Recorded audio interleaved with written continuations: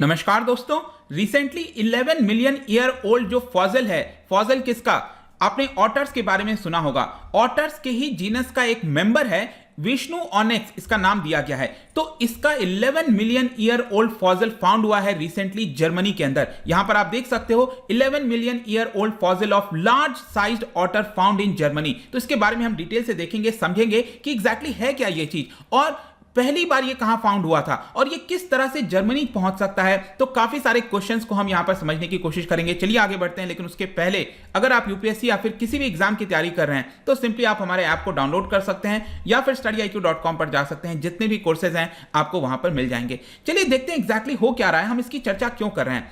देखो, विष्णु ऑनेक्स, इसका मतलब होता है नेपट्यून्स विष्णु, ठीक है। तो इसका मतलब नेपट्यून्स विष्णु दिया गया है और ये पहली बार फाउंड हुआ था हिमालयन फुटहिल्स पर। जो हिमालय है इतना बड़ा हमारा, तो वहां पे फुटहिल्स पर नीचे ये फाउंड हुआ था पहली बार। लेकिन ये जो इसका फॉसिल है वो फाउंड हुआ है अब जर्मनी के अंदर। तो पहले बताया जाता है कि 12.5 मिलियन या फिर 14 मिलियन ईयर्स अगो ये जो जीनस है, ऑटर का जो जीनस है विष्णु ऑनेक्स, ये पहले सदर्न एशिया के अंदर, अब जब मैं सदर्न एशिया की बात करता हूं तो पाकिस्तान, भारत, भूटान, ये सारे आपके एरिया जो हैं वो आ जाते हैं। तो यहां पर जो रिवर्स हैं वहां पर ये पहले फाउंड हुआ होता होगा 12-14 मिलियन ईयर्स अगो। लेकिन पहली बार इसका जो फॉसिल है वो जर्मनी में फाउंड हुआ है और इससे ये पता चलता है कि ये ट्रैवल करके जर्मनी भी चला गया होगा और इसी की वजह से एक काफी ज्यादा इसकी चर्चा हो रही है। अब इसके बारे में जो जानकारी दिया गया वो दिया गया जर्नल है जिसका नाम है वर्टिब्रेट पैलेंटोलॉजी।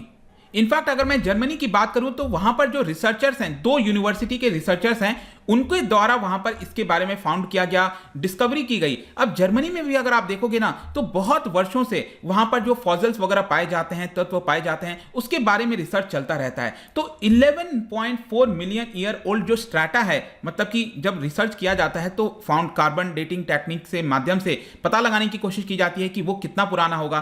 तो जर्मनी में आप देखो तो एक एरिया है बवेरिया, यहां पर आप देख सकते हो ये जर्मनी आपको देखने को मिल रहा होगा, इसके आसपास के देश हैं। और जर्मनी का southern side, south eastern side, यहां पर आप देखोगे ना, आप राइट साइड में देख सकते हो बवेरिया।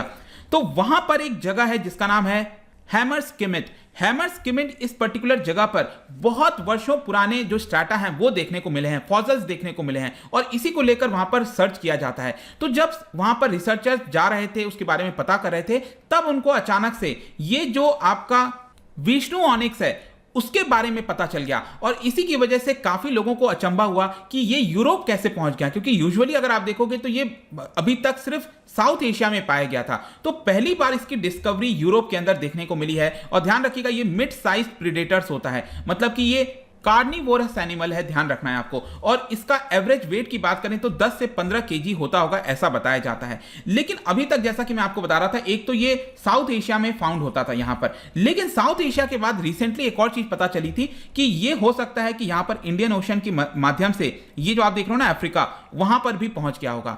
और फिर आगे चलकर यह पता चला कि अभी जो रिसेंटली जर्मनी में चीजें फाउंड हुई हैं कि ये आपका जर्मनी भी ट्रैवल कर गया होगा। लेकिन क्वेश्चन ये आता है कि ज्यादातर अगर आप देखोगे जो ऑटर्स होते हैं वो पानी में ही रहते हैं, लेकिन क्वेश्चन रिसर्चर्स को यह लगा कि फिर ये जर्मनी कैसे पहुंच गया, क्योंकि यहां पर अगर आप देखिए तो पानी का कोई बहुत ज्यादा आपको देखने को नहीं मिलेगा, क्योंकि मेडिटेरेनियन सी वगैरह है, लेकिन साथ ही साथ एल्प्स जो माउंटेन्स वगैरह हैं वो देखने को मिलते हैं। तो एक क्वेश्चन आता है कि ये कैसे पहुंच सकता है वहां पर। तो यहां पर रिसर्चर्स के द्वारा बताया गया कि मोस्ट प्रोबेबली ये जो 6000 किलोमीटर की जर्नी है वो हम बात कर रहे हैं 12 मिलियन ईयर्स अगो। अब 12 मिलियन ईयर्स अगो जो आज के डेट में हमें जिस तरह का मैप देखने को मिलता है, जैसे आज के डेट में ये इटली हो गया, ये तो आज हम देख रहे हैं ना, पहले ये ऐसा नहीं हुआ करता था।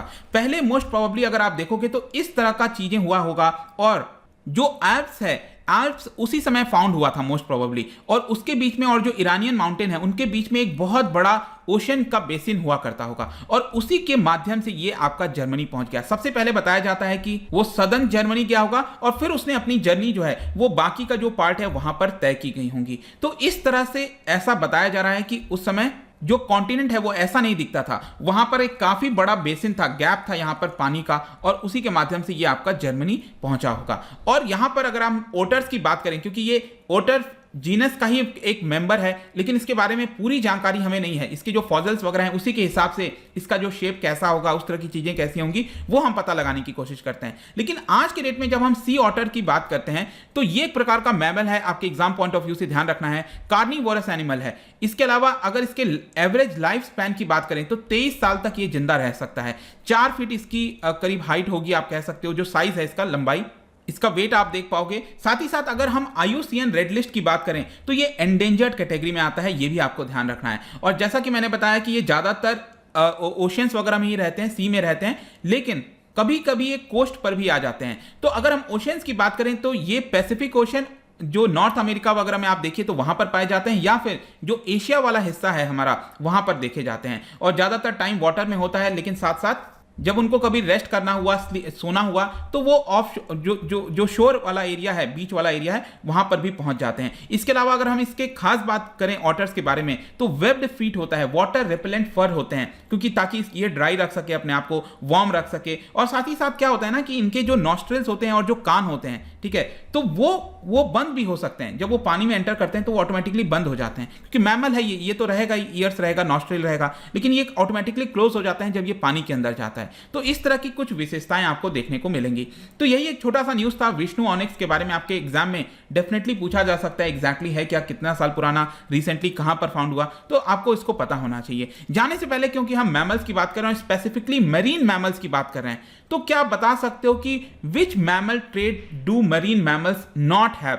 मतलब कि जो मरीन वाले मैमल्स होते हैं, पानी वाले, उनके अंदर बहुत सारी विशेषताएं देखने को मिलती हैं, लेकिन जाहिर सी बात है वो मरीन में है तो कुछ ऐसी चीज होंगी जो विशेषता नहीं देखने को मिलती है। मतलब नॉर्मली जो मैमल्स में पाया जाता है वो मरीन में नहीं पाया जाता है। वो कौन सी चीज है ये आपको बताना है। इसका राइट आंसर आपको पता ही है, मेरे इंस्टाग्राम पर तो मिलेगा ही। वहां पर अगर आप नहीं हो कोई बात नहीं, टेलीग्राम से भी ले सकते हैं इसका सही उत्तर। मैं कई सारे MCQs यहां पर डालता रहता हूं स्टोरीज के फॉर्म में, आप जाकर प्ले कर सकते हो। बाकी अगर आपको PDF चाहिए तो टेलीग्राम पर आइए, अलग अलग सोशल मीडिया पर भी आप जुड़ सकते हैं। साथ ही साथ UPSC या फिर किसी भी एग्जाम की तैयारी कर रहे हैं तो सिंपली आप हमारे ऐप पर चले जाइए। आई होप कि वीडियो आपको पसंद आएगा। मिलता हूं next time, till then thank you very much, see you soon.